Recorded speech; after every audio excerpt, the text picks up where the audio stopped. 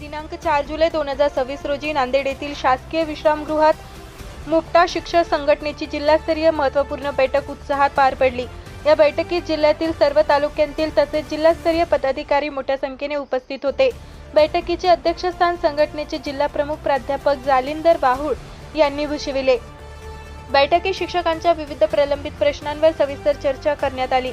वैयक्तिक मान्यतेतील चुकीचा नियुक्ती दिनांक दुरुस्त करणे, नियोजन टप्पा वाढीनुसार वेतन अदा करणे, संच मान्यता पूर्वीप्रमाणे कायम ठेवणे, प्राथमिक पदवीधर शिक्षकांना वेतन श्रेणी लागू करणे, NPS विकल्पाबाबत स्पष्टता आणणे, प्रचलित पद्धतीने टप्पा अनुदान देणे, शिक्षकांना SIR व BLOच्या कामातून मुक्त करणे, 10, 20, 30 वर्षाची आश्वासित प्रगती योजना चालू करणे तसेच 2012 पूर्व नियुक्ती झालेल्या शिक्षकांना TET मधून सूट देणे आदी महत्त्वाच्या मागण्यांवर सखोल चर्चा करण्यात आली।